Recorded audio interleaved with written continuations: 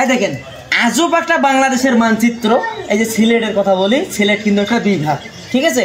1 2 3 4টে জেলা, 4টে জেলা নিয়ে একটা বিভাগ। এই কিন্তু দাবি করতেছে যে বাংলাদেশের দ্বিতীয় লন্ডন, ঠিক আছে? ওনারা কিন্তু নিজস্বভাবে এইটুকু একটা দেশ বানাইতে চাইছিল। বলছেন যে বাংলাদেশ আলাদা, সিলেট আলাদাভাবে একটা দেশ বানাইতে চাইছিল।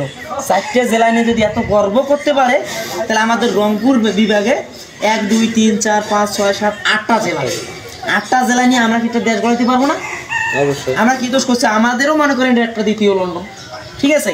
তো এটা এখনো হইতে পারে নাই। তাহলে এটা আমাদের রংপুরের কথা বললাম না, দেখেন এখানে এই চট্টগ্রাম বিভাগ আর এখানে আছে ঢাকা বিভাগ কিন্তু চট্টগ্রাম বিভাগ কিন্তু ঢাকার থেকে বড়, অনেক বড়। এই দেখেন কত বড়, দেখছেন?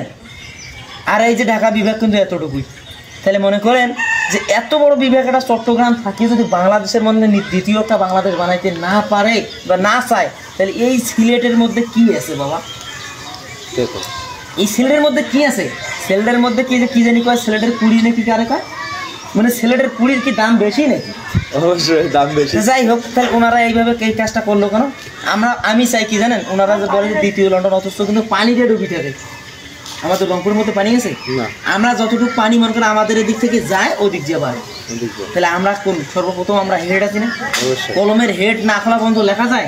আমরা কিন্তু হেডের মধ্যে আছি। তাও আমরা কখনো দাবি করছি যে আমরা দ্বিতীয় লন্ডন? আমাদের মধ্যে আমাদের রংপুরের শহর আছে না? আছে। কত বড় একটা শহর।